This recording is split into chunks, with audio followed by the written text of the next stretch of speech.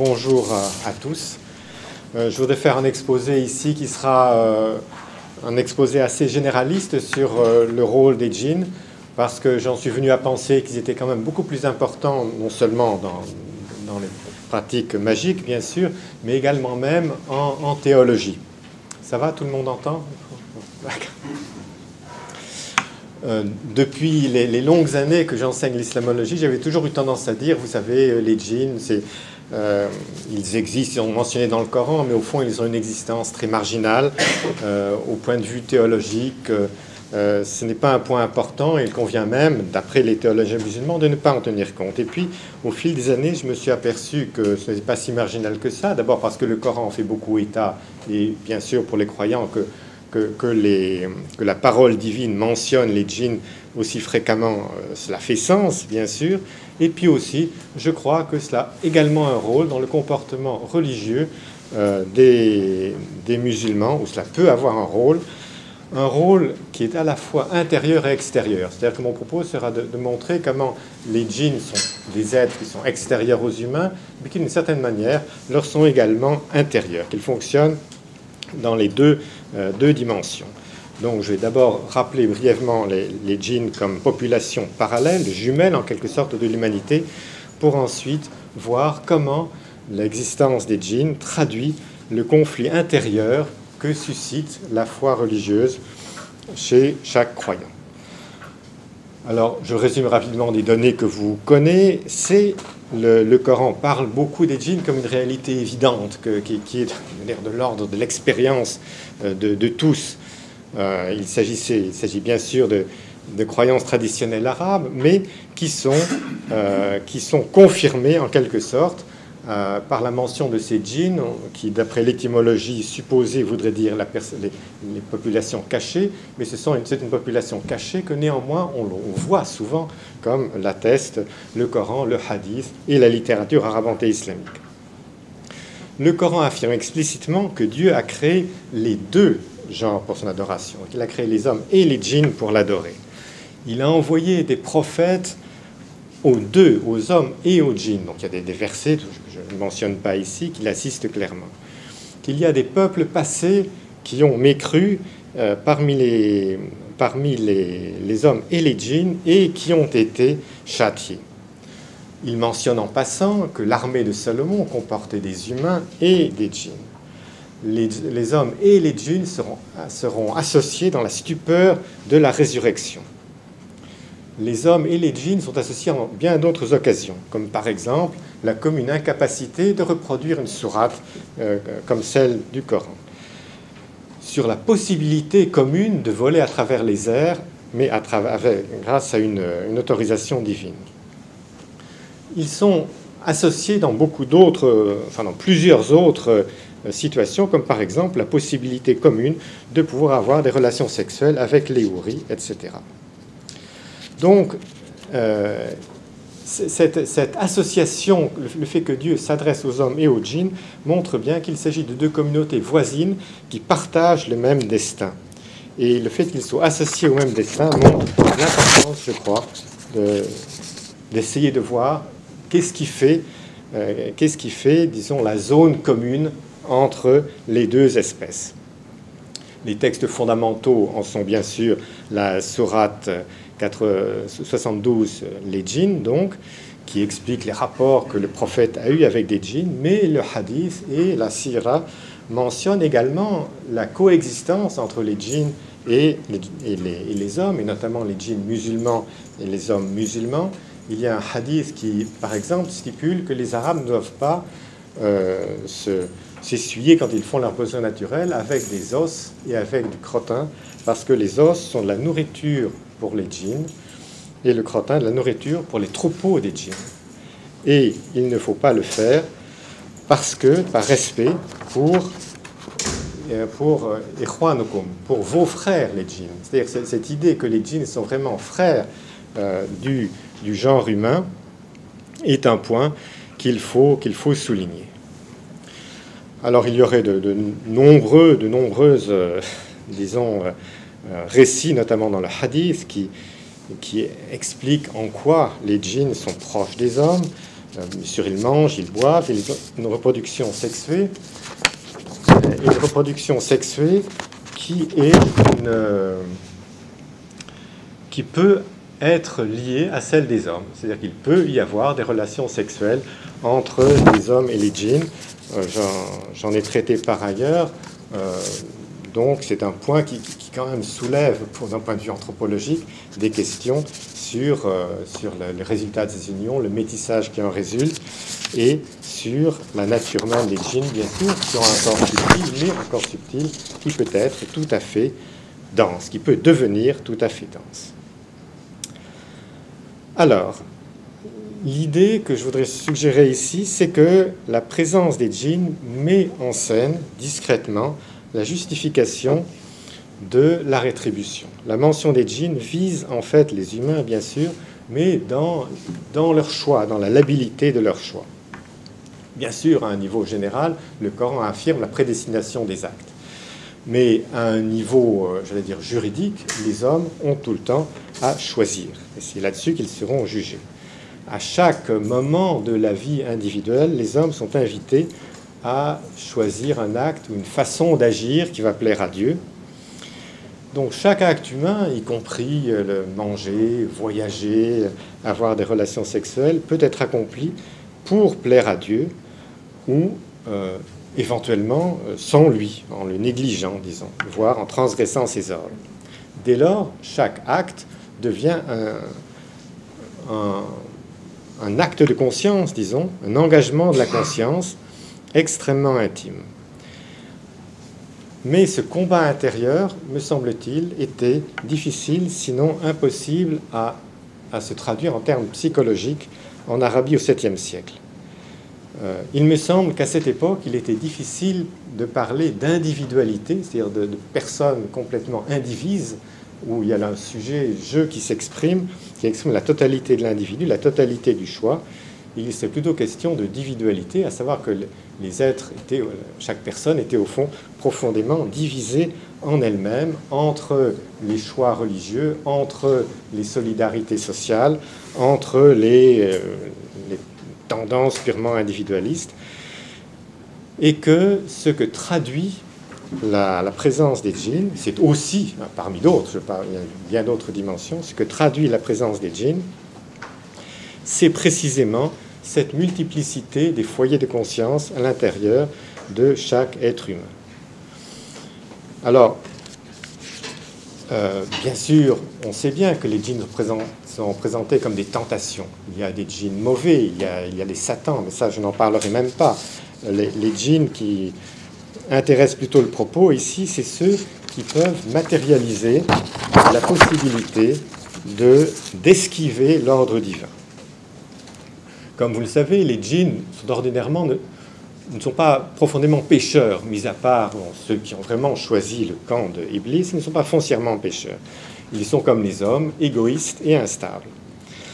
Et donc, en tant que personnes égoïstes et instables, on peut avoir des négoces avec eux, et c'est là-dessus, bien sûr, que se situent les grandes tentations que traitent précisément les sciences occultes dont il va être question aujourd'hui. On peut les contacter, entrer en contact avec eux pour la divination. Ils sont mobiles, on voit le Coran en parle à plusieurs reprises sur leur incapacité d'aller jusqu'au ciel inférieur, mais enfin, après l'islam, on les consulte toujours pour la divination, et bien sûr pour diverses opérations magiques dont il va être question au cours de cette journée. L'hypothèse que je voudrais avancer ici, c'est que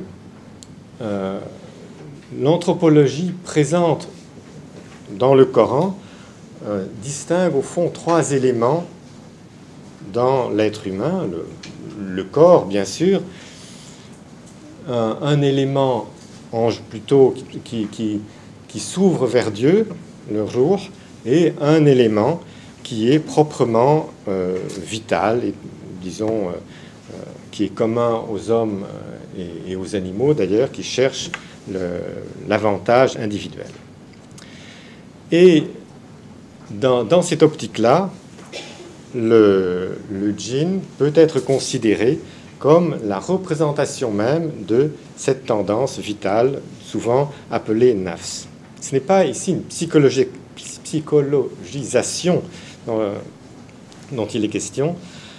Et il y a un hadith important qui est considéré comme authentique et qui est inscrit dans le recueil de Muslim, où le prophète dit « Chacun d'entre vous a un qarin, a un double parmi les djinns », et il y a une variante importante qui dit « et un double parmi les anges ».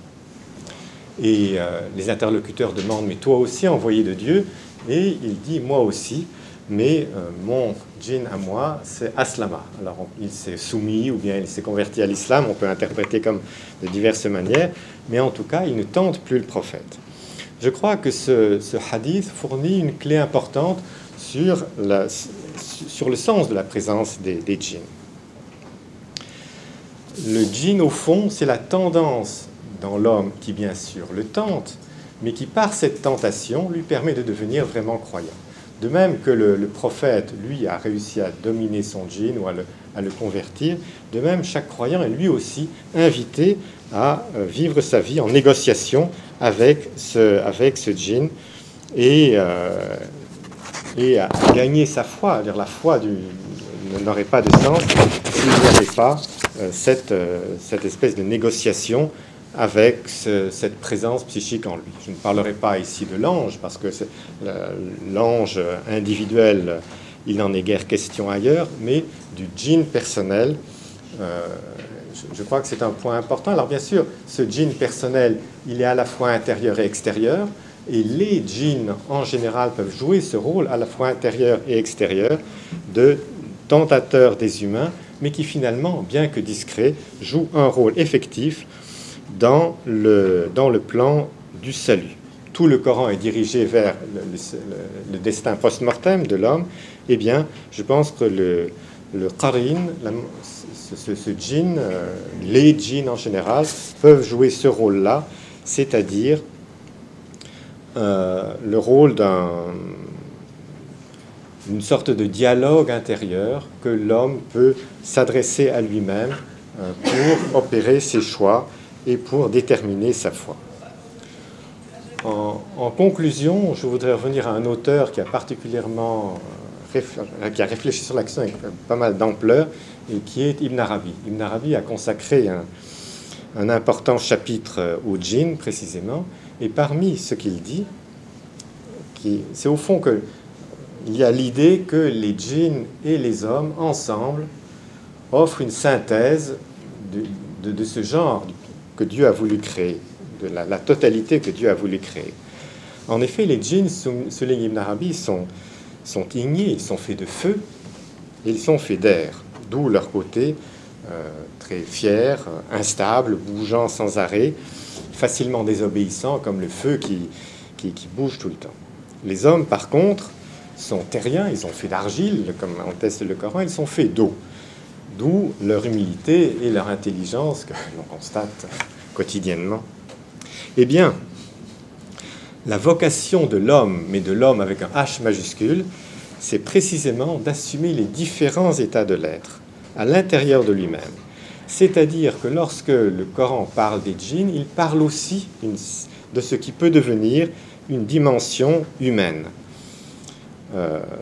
L'homme, dans cette optique-là, c'est au fond ce qui est visible, ce qui est zahir en l'homme.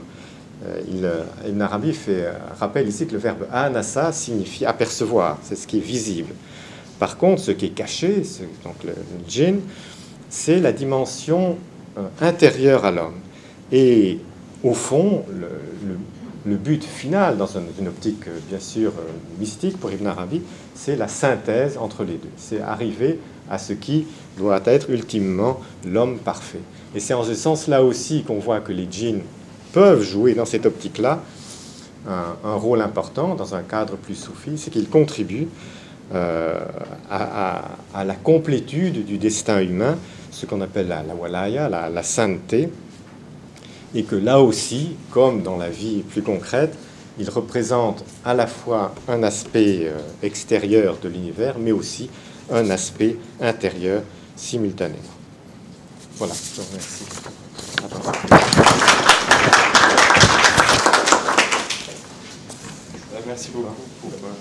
On va passer aux questions. Immédiatement après. Oui, c'est plus simple de faire au fur et à mesure des interventions, je pense. Est-ce que vous avez des questions sur l'intervention? Vous avez parlé un petit peu du rôle de la création des djinns et l'homme. C'est vrai, on parle de la création ensemble, mais d'après les hadiths, c'est que Dieu, quand il a créé la terre, c'est origine. C'est par accident l'homme, parce que Adam a péché, alors il a envoyé. Et c'est très intéressant parce que vous voyez au Proche-Orient, par exemple, quand on achète une maison, on va égorger un mouton. Et pas seulement. On va mettre des mains dans le sang et mettre à la porte. Et ça, c'est très intéressant. C'est qu'on fait des dons pour les vrais habitants de la terre, pour les djinns. Alors, le premier projet de l'islam, c'est interdire ça. Ça ne marche jamais. Jamais, c'est l'échec total. C'est l'échec total. Les musulmans, Proche-Orient en tout cas, ils ne peuvent jamais accepter de ne pas faire ces gestes parce qu'ils essayent d'arranger entre les deux. Voilà, je crois que c'est arranger entre les deux, c'est complètement arabe. On essaye toujours de trouver une solution. Oui, c'est intéressant de voir que dans l'histoire telle qu'elle est présentée chez les principaux historiens musulmans, comme Tabari, comme dans l'histoire du monde, les djinns ont été créés avant et la terre était peuplée par les djinns avant. Et il a été dit que Adam serait envoyé comme khalifa sur la terre, précisément alors que les djinns y étaient déjà, d'où une certaine hostilité, effectivement.